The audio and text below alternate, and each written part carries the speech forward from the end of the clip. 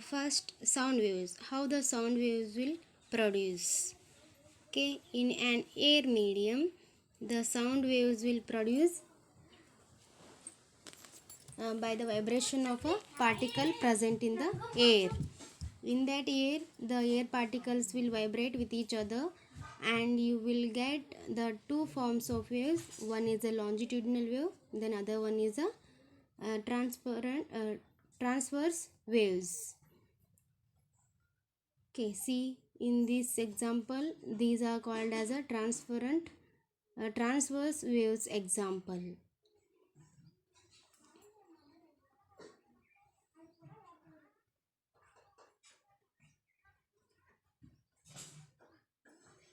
And the range of frequency audibility of human beings, that is 20 hertz to 20,000 hertz, and for the elephant that is below 20 hertz, that is called as a infrasonic sound, and over 20,000 hertz is called as ultrasonic sound, and that sound is heard by the bats. And so the air particle, due to the air particle, the vibrations will produce, and that vibrations will hit to the eardrum of our ear, then we are able to hear the sound. They will rapidly hit to the eardrum, then that will goes to the different parts of our ear, then auditory nerve and that all, then we are able to hear the sound. Then as we discussed, the waves sounds are in the form of a wave. So some parts we will discuss, that is what first one, amplitude. The maximum displacement of the particle of a medium on either side of its mean position is called a amplitude. Then the time period, the time taken by the particle of medium to complete its one vibration is called time period. Then frequency, the number of vibrations made by the particle of the medium in 1 second is called a frequency. Then wavelength, the distance traveled by a wave in one time period of a vibration of the particle of medium. And the wave velocity, the distance traveled by the wave in 1 second is called a wave velocity. See, the wavelength will be the distance between the identical points on consecutive waves. See, in this figure, the wavelength is this red color line, and the distance traveled by the wave in 1 second is called as what? Wave velocity. Okay, the speed we can find out with the help of a wavelength into frequency. That frequency is what? The number of waves present in that. And the mechanical waves travel through the some do not, and the particle medium travel through solid, liquid or gases, and the ocean levels also. Longitudinal and transverse waves.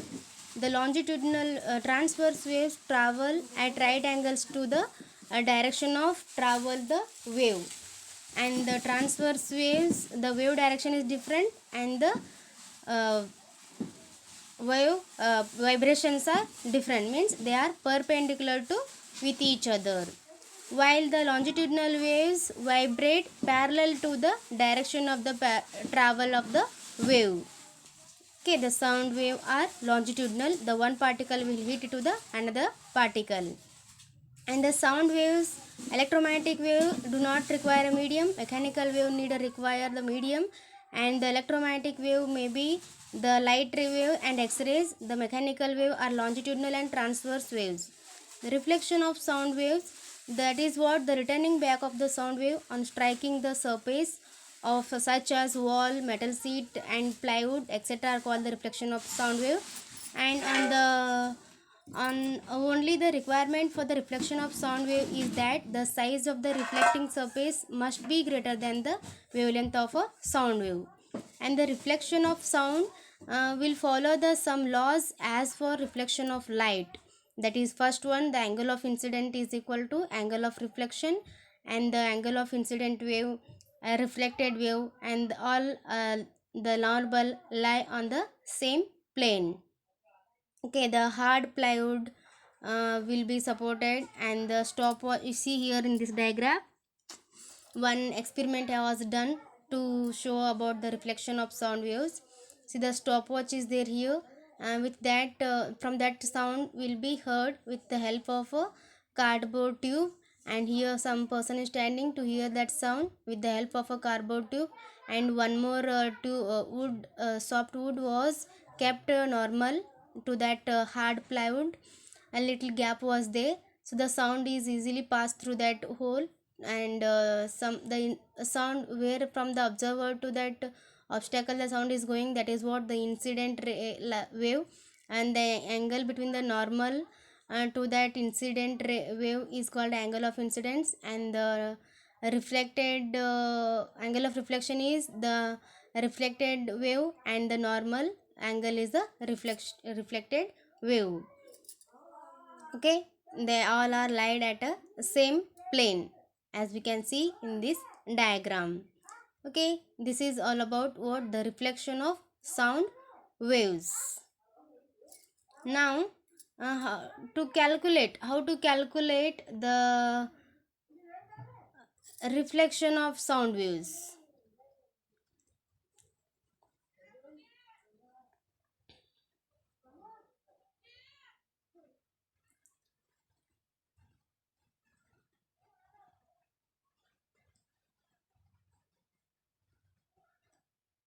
Echo, the sound heard after the reflection from a distant obstacle such as cliff, a hillside, wall of a building, edge of a forest, etc. after the original sound has ceased is called an echo.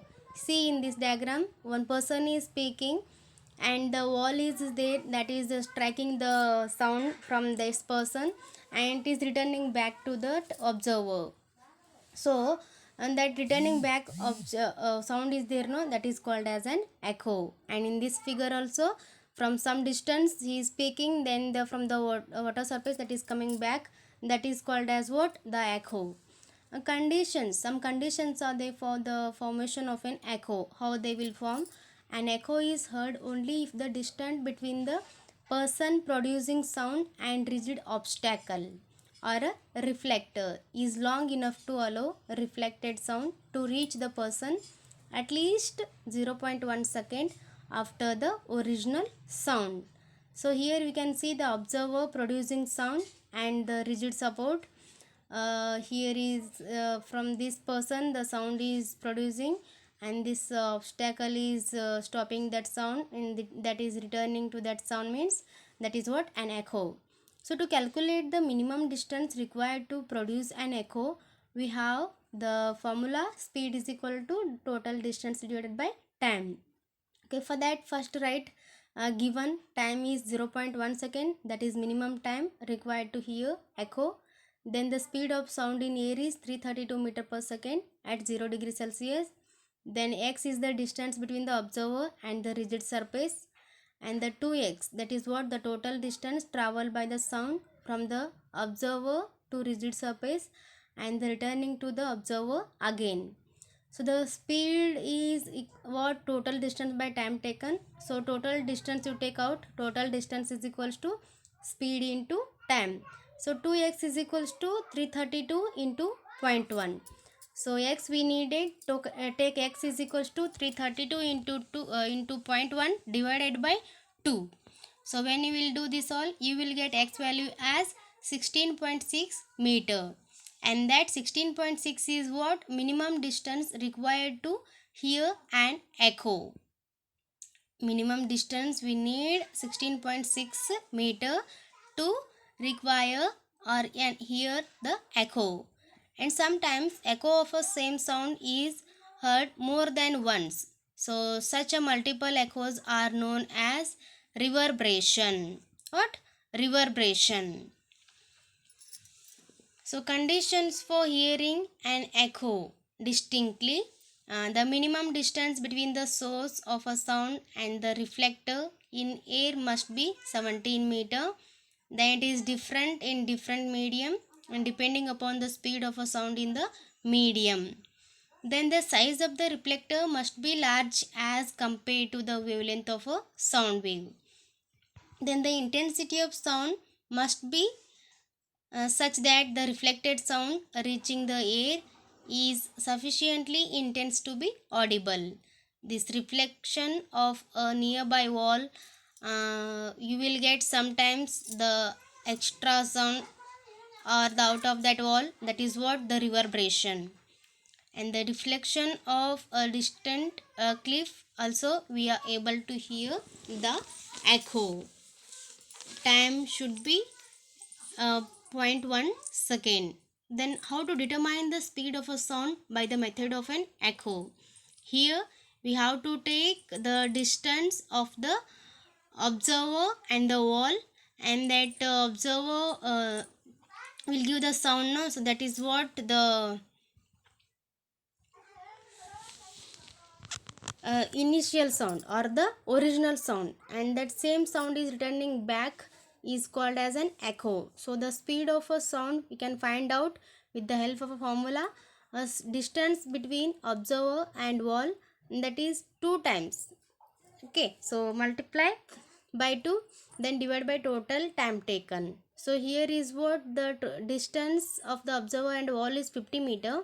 So multiply by 2, you will get 100, divided by time taken is 33 seconds. So you divide these two, then you will get the speed of a sound.